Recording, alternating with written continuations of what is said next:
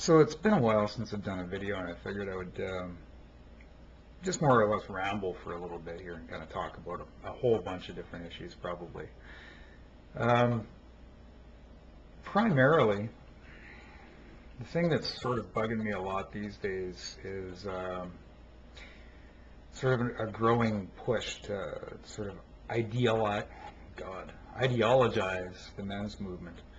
Um, I think a lot of what's going on right now is actually sprouting from sort of a failure to understand what's actually happening. Um, and I think a lot of that is because of the ideology that people are picking. I mean, they've decided that this, that, or the other sort of approach is wrong, and therefore everything that is related to that is completely useless and shouldn't be even talked about. Um, I can't think of anything stupider for us to do than that. As a movement, that's never really been what the men's movement has done. Up until very, very recently, we've been, if anything, we've been free speech to a fault, which has been, I think, our strength, really. Uh, there's a sort of a battle brewing, or not brewing, I guess, an ongoing battle between myself and the mods, actually, pretty much the entire mod team at Reddit Men's Rights. And a lot of people really, for some reason, I've noticed that people are starting to try and pigeonhole me into some sort of a, you know, if I'm not 100% in favor, for example, of taking on a definition of egalitarianism in line with Ignatius's, for example, then I must be a right-wing, white supremacist extremist that wants to have women back in the kitchen and all the rest of that shit. Gareth, one of the mods there, is absolutely fucking brutal for that sort of pigeonholing. He's sort of accused me of being anything from a conspiracy theorist to extreme misogynist woman hater to I mean every name in the book. Now I've been dealing with these accusations for most of my, call it a career as an MRA, but these accusations almost always are coming from hardcore or hardline feminists, definitely not MRAs. And what I found really annoying about this is that this is the entire mod team of this particular Reddit. And it's not that well, no, there are a couple of these people that I do believe are sort of operating false flag, but it's not that I think these people are hardcore feminists, for example. It's that I think that they've been sort of indoctrinated into certain viewpoints on the definition of equality, for example, and why we're doing things. And that indoctrination, that sort of generalized worldview rather than a specific worldview or a specific view on something, that sort of generalized worldview has sort of dominated the entire mod team there, and it's starting to quash what they call dissent, but what I call another view. And the reason why I've taken such a harsh tone with this is because when you start limiting the information that is available, some would call it focus, but when you start limiting the information that's available, what you're doing is you're imposing your views on others. It's why censorship is bad. It's actually why the United States was founded on the principle of free speech. When you force your views, and when you're actually limiting others, you are forcing your views. When you force your views on other people, what you're doing is you're trying to make something conform to your beliefs. Now, fair enough, if that's what, we're all doing that to some degree. We're all making our points, we're all making our arguments, and we're saying, listen, like these are points and these are things that really need to be brought forward, and we need to talk about these things. It's when we start telling people what they shouldn't be talking about that we should be really watching what we're doing. Censorship is the tool of feminism. It is not the tool of the men's rights activism movement. It's quite frankly, because we don't have an autocratic authoritarian sort of structure. The closest thing to that we have is actually the Reddit in reference. And it's really not all that particularly powerful either. But what I'm getting at here, I guess, is that I'm not worried so much about that particular Reddit or that particular mod team or this particular fight, because quite frankly, it's a drop in the bucket as far as the whole struggle goes. What I am worried about is the growing acceptance of the idea that we can define things like this, where we can say things like traditionalists are wrong. One of the biggest reasons why the men's rights movement exists is for the reinstatement of fathers' rights, for the destruction of the divorce court industry. Okay, so the restoration of the balance of power between men and women in relationships, the removal of the gun to men's heads. The main reason why we're doing this is not because we have some sort of high-minded idealism that we can't live in a society that has this sort of logical abstract problem. This is a real-world problem for an awful lot of guys, and the reason why we're fighting for these things is not because it's an ideologically inconsistent sort of position to take. We're fighting for this because it actually hurts people. When you take a look at what is going on, for example, in family courts and the father's rights aspect of it, the reason why we fight these things is not to live up to a high-minded ideal. It's to make traditional relationships possible. It's not saying that we are endorsing or opposing traditionalism, so to speak.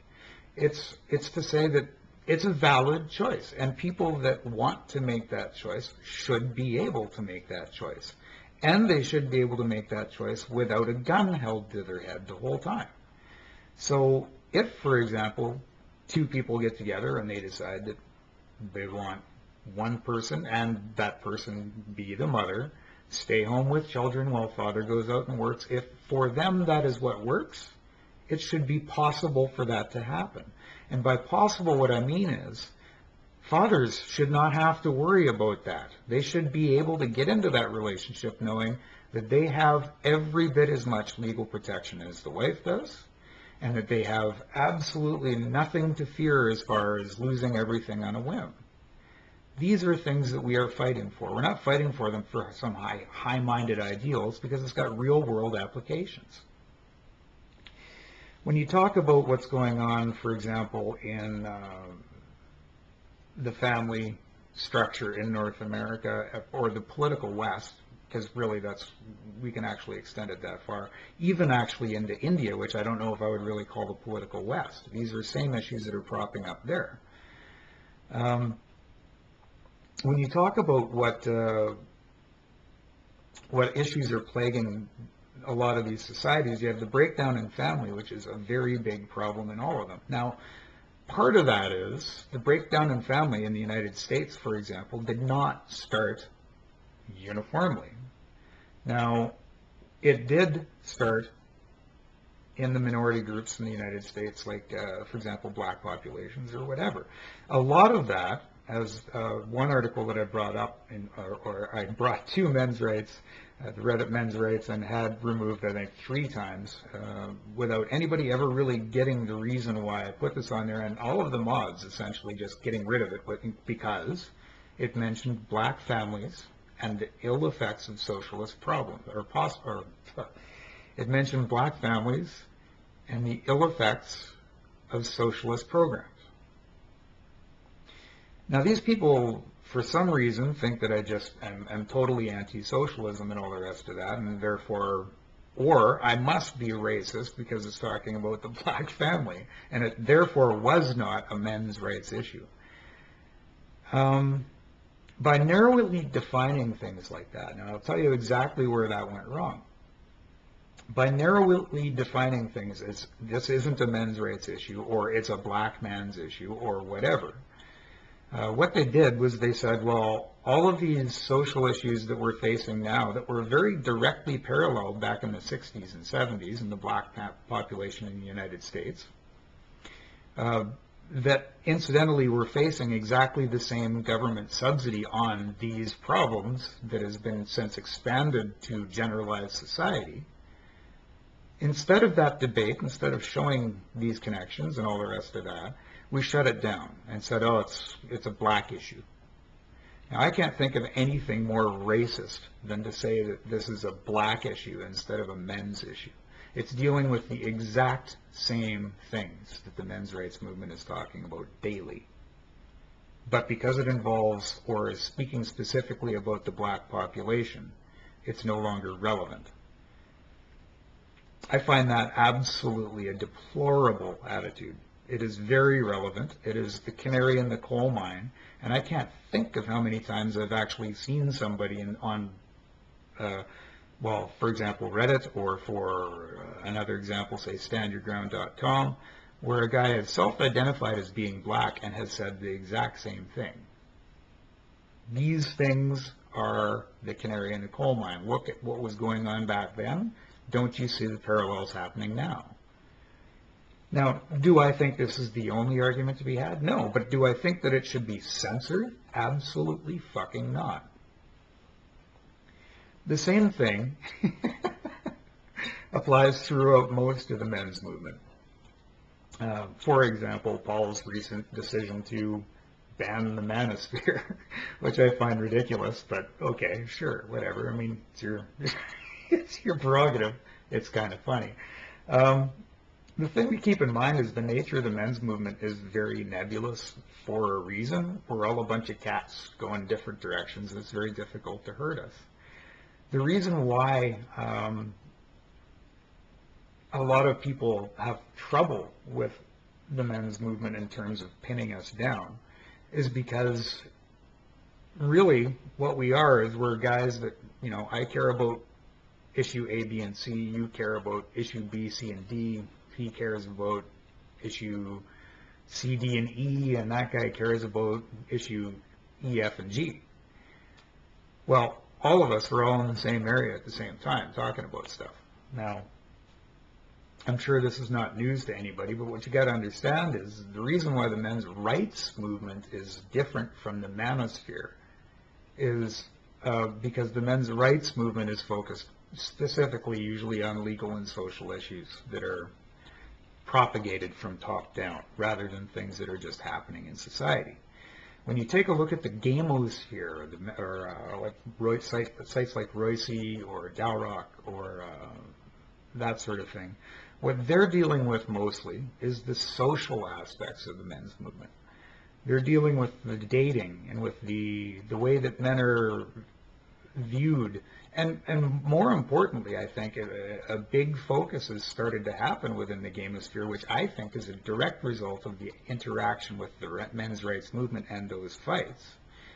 A big thing that is starting to happen within the pickup artist sphere, the gamosphere, is that they're starting to talk more and more about men valuing themselves simply for being men. This is an issue the men's rights movement is very ill-equipped to approach.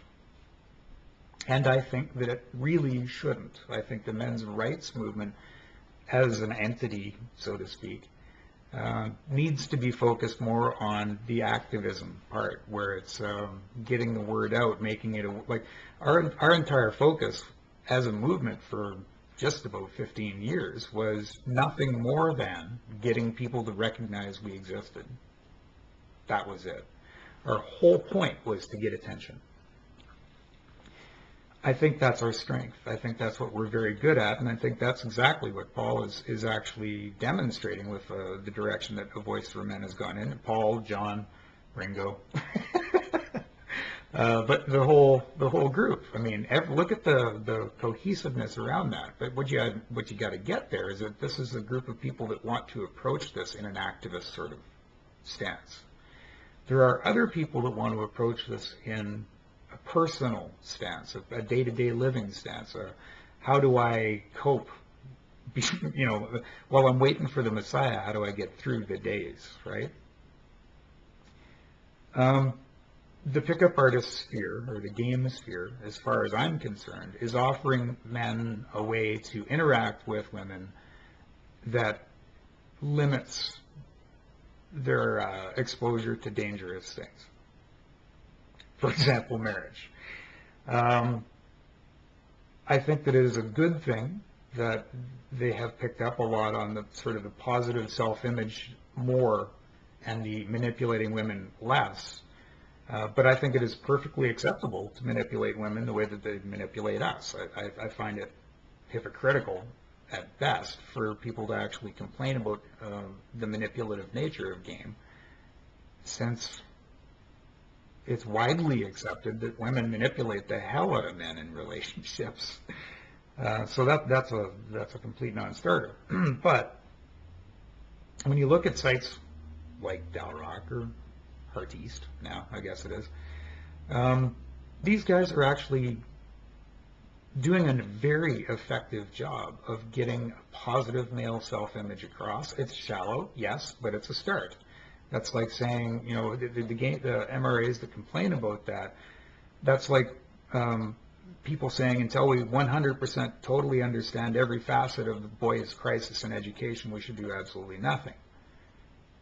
That's fucking bullshit. The pickup artist community, or the game community, is doing something right now. They're teaching men how to be men again, at least a little bit. Now the thing is that if you disagree with that, and this is where we get back to that men's rights subreddit thing. Say, for example, I can pick a lot of names out of the hat, but I'm just going to say MRA Anonymous. Okay, so we'll call this guy Anonymous. Anonymous is an MRA that firmly believes that game is a complete waste of time. So Anonymous doesn't have anything to do with the gamosphere. Now, let's assume that this schism goes both ways, and you got Anonymous MRA and you got Anonymous PUA. So we'll call them MRA and PUA. So PUA is pissed off about the MRA stance, and he says, well, fine, fuck you. I'm just going to do my own thing, and I'm never going to talk about any of your issues again. I'm never going to read any of your stuff. I'm never going to have any interaction with you. And by the same token, it's, you know, it's like the missiles flying each way. What you have then is you have a divergence in attitude. So you have the rights movement, which becomes increasingly separated from the social aspects and the social ramifications of what they're talking about. And you have the pickup artists that are increasingly narcissistic, shallow, nihilistic. They have no sense of social responsibility. They have no sense of legal ramifications. When you take these two sort of divergent views, if they were allowed to go on their own trajectory, they would definitely result in failure. There would be probably a catastrophic failure. Pickup artists would be an absolute nihilistic society. It would be more or less anarchy, survival of the silverbacks kind of shit, which is where we're headed. I mean, it's fully in line with feminism, sure, but what it's doing, this is why see, this is the thing. It's a coping mechanism, guys. It's not an activism movement. So, yeah, sure, it's headed in exactly the same way as feminism is. Is it riding like it's like a lamprey. The pickup artist movement is sailing through the cesspool on a yacht. That's the whole idea. It's more or less the rock and roll lifestyle. If the world is going to go to hell in a handbasket, might as well enjoy yourself on the way. It's a powerless sort of a view when it comes to things like world politics, etc., but it's perfectly valid. And it also has an awful lot of value to it, because it teaches you how to go from day to day and not be fucking miserable. And I think that's probably a great thing. I haven't experienced it in a long time, but I have in the past. And I'll tell you right now, that sort of a view on how to interact with women is most definitely preferable. And I'm going to say this out loud. It's definitely preferable to the MGTOW sort of thing, okay, in terms of the outlook on interactions with women. And I say this not on a personal level, but I say this more on a what's good for society level. it's far better for society to have men that at least have superficial interrelations with women than none at all. So from the social aspect, pickup artists are going to be a whole lot more acceptable to just about anybody than a man going his own way. And this is where I kind of get into this bit. Again, this whole lack of interaction between the groups is detrimental, because men going their own way it's the same thing. It's the sliding scale. You're either a monk or you're Casanova. So to say that they shouldn't talk back and forth is ridiculous. Now the thing is pickup artists, yes, there's an awful lot of really shallow assholes in that movement as well. Make fun of basement-dwelling neckbeards and all the rest of that, couldn't get laid, beta, omega, blah, blah, blah, blah, blah. The resistance to the classification that men are experiencing in this, I totally understand. But the point is, the good authors, the guys that are actually talking the real talk and living the real life, the theorists, the people that are applying the social theory, the people that are formulating the social theory, Rollo, for example, great example of that. These guys are explaining the mechanics and the emotions and everything that's underneath the surface, and what you do with it is the thing that counts. It's just like anything else. Information is not power. What you do with that information can be power. So the guys that are sticking their fingers in their ears and going, la, la, la, la, I don't want to hear about how I can understand how to, pick up women better, I can understand women in general better, they're no longer as much of a mystery, doesn't make any sense to me. Well, it does, but I'll get to that in a bit. So really what happens then is that you've got a group of guys that are both approaching life, and I might as well get through it sort of as good as you can. You've got the grit your teeth and bear it MGTOWs, because they're all MGTOWs, but the grit your teeth and bear it sort of monk end of the spectrum, and then you've got your shit-eating grin, I'm getting more ass than a toilet seat pickup artist side. I don't know about you, I would far rather be on the more ass than a toilet seat side. The inherent flaw to that particular nihilistic or hedonistic viewpoint is, of course, too much of anything is bad. Obviously, there's a point in the middle somewhere between being a monk and Dionysius where you could actually strike a balance where things are good. This is where we bring in things like traditionalists. Now, I know a lot of people will, we're going back to this whole thing that's going on in Reddit, a lot of people will think that I'm a traditionalist or that I'm a conservative, and I'm not. But I see value in the traditionalist sort of viewpoint. I'll explain.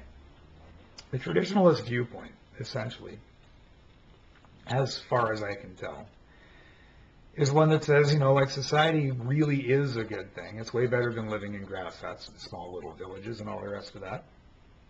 And that the only conceivable way that we can actually perpetuate society is to go back to a more traditional sort of a family structure. I'm really hard-pressed to argue with that. Truthfully, the family unit is the base unit of society, civilization. This is a very widely accepted fact throughout all of sociology, as far as I can tell. And the destruction of the family has definitely had very, very bad effects on our civilizations. Our economies are all in a tank, or the crime rates aren't through the roof or anything like that, but our imprisoning rates sure as hell are. There's ever-increasing numbers of people falling through the cracks at the bottom. Essentially, what you're dealing with here is sort of a soft eugenics program, where it's just get rid of the guys at the bottom by making it as hard as possible to live. So the traditionalists are trying to inject their sort of thing, and they're saying, oh, listen, without the basic family unit, without some form of social cohesion, we're fucked. And they're right. The idea of wanting to silence that particular viewpoint is fucking ridiculous. Sure, they might not agree. For example, there's a lot of traditionalists that don't like homosexuality. Okay, fine, that's their viewpoint, but it's got very little to do with what they argue. I think at best, whenever I read most of these traditionalist sites, like Oz Conservative is actually sort of my fave. A lot of these guys, at best, their anti-homosexuality stance is a flippant remark somewhere in a comment section. Very, very rarely is it even close to central in their arguments. What they're talking about is the idea of a basic family unit, and in a lot of cases, their only criticism of homosexuality in terms of marriage is that it sort of debases the whole concept of marriage. And I just don't know how the whole concept of marriage could be even more debased, but okay. If they want to take that stance, I mean, it's not going to kill anybody, but when it will is when they start to say, well, nobody else should have any other viewpoint. Do you notice a similarity here? So these people should all be brought together, not driven apart by focusing. Another thing that I sort of look at when I look at the whole manosphere, men's movement, etc., is the whole white knight mangina thing. And when you take a look at what drives that, it's usually, well, I mean, we refer to it as the blue pill. And it's what it is basically a self-perpetuating group of delusions that essentially make it okay for you to think what you think and still see what you're seeing. In a lot of cases, white knights, for example, are driven by a need to be accepted by women sexually or socially. It's not necessarily just the need to get laid. It's quite often just the need for social approval. This is probably a result of a lifetime of being told that you're a rapist, abuser, etc., right? Or if you're not, then you're just one in waiting, you're potential, right? So it's, in a lot of cases, it's a desire to prove yourself that you're not the bad guy. A mangina, for example, being a little different, because a mangina, in my view anyway, a mangina is somebody who just worships women to the point where they just really wish they could be one. So they take the female viewpoint on everything they can get their hands on. That is a totally different sort of psychology in my view. I think that the white knight sort of viewpoint is something that we can overcome, but the woman worshipping part, the mangina aspect of that, will never be overcome. This is where we get a great lesson. Remember when I was saying the pickup artist community was listening to the men's rights community, and they started to incorporate more of the risk factors involved in what they're doing and what they're talking about, and also in more of an awareness in positive masculinity. Well, this is where the pickup artist community then sort of pays us back a little bit. So the pickup artist community has done a really, really good job of showing the men's movement one thing in particular that we would learn a lot from if we paid more attention. And really all you got to do, just read one or two Royce articles where he's talking about manginas or white knights. The dripping sarcasm, the unabashed contempt. That is how we're going to actually defeat this sort of thing. When you openly display contempt and laugh at and shame the people that are trying to employ the tactics of shame against you, well, that's when you start to actually gain a little traction, because now this guy isn't quite sure. I mean, which social proof does he want? Does he want to be a woman or does he want to be a man?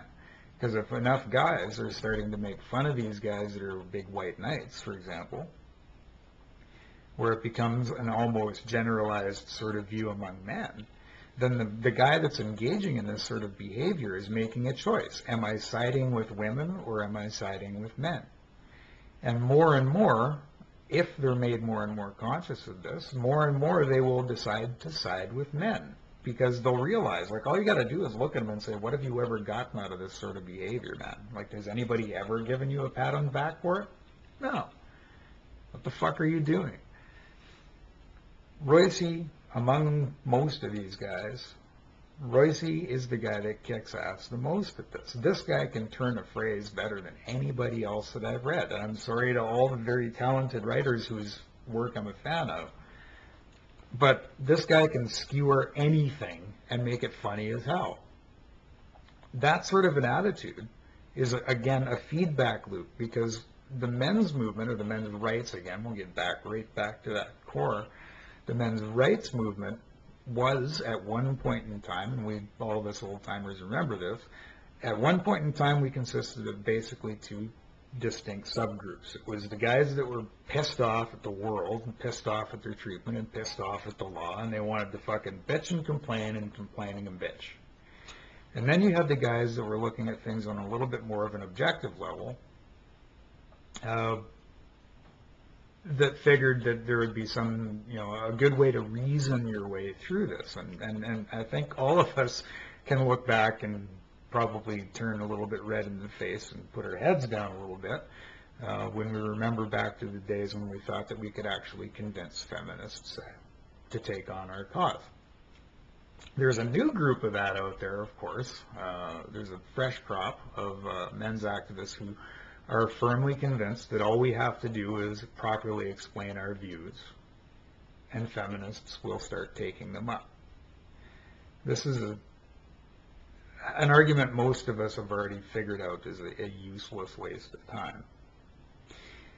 Guys like Royce, guys like, I don't even read Grush. I don't understand what the big deal is with this Rush guy. I find him puerile and boring, to be honest with you. He doesn't really have anything to say other than, I do be good at fucking chicks, which, more power to you, but there's really not much more to the guy than that, as far as I can tell.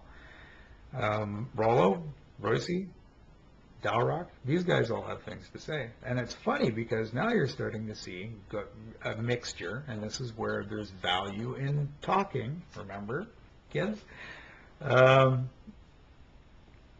You're starting to see the pickup artist community and the traditionalist community mixing.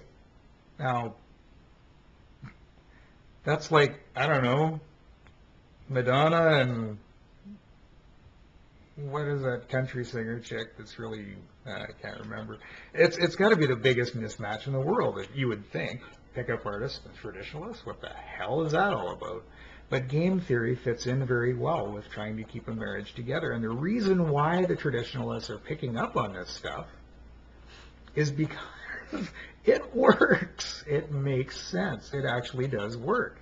And then again, from this particular mix drops out another criticism that is very, very important to our society. A lot of people don't realize, or they give short shrift to this one. Criticism of churchianity came out of that particular marriage between the pickup artist and the traditionalist communities, which is a criticism that really needed to happen. In fact, I think that particular criticism is bigger than the Reformation. I think it's far more important. I think it's got far more wide-reaching effects. That criticism came out of a very unlikely group of people talking. It was, of course, enabled by the internet. But the point is that none of these guys would be talking to each other without us. So what you're getting at in terms of a movement, and when I talk about sort of the men's movement as opposed to men's rights activists, the men are moving in a direction. We are very definitely moving in a certain direction. A lot of people think that it's in a left or a right view or whatever. It's not. Men in general, and I'm talking about from the left of the spectrum to the right of the spectrum, from traditionalists to pickup artists, from very religious people to total atheists, everybody is moving in one specific direction that really isn't talked about much. It's anti-authoritarianism. We're sick and tired of being told what to do, what to say, what to think, where to go, how to do it, what to dress, what to wear. I guess that's the Department of Redundancy Department, but you know what I mean, right? We're sick and tired of other people telling us what's proper. That is what the men's movement is based on. That sentiment right there is the one thing that keeps everybody together. We're sick and tired of being told what to do, what to think, etc. by our betters, by government. Libertarianism, Tea Party, etc. These are all things that are coming out of that exact same sort of a sentiment. Atheism comes out of that particular sentiment, for that matter, and atheism is on a very huge rise.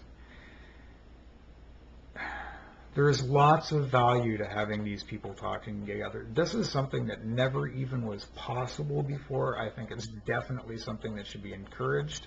Far rather have it encouraged than have it discouraged. I just don't understand why anybody would think it's a good idea to block this, that, or the other viewpoint from the discussion. And that's my rant. Itch.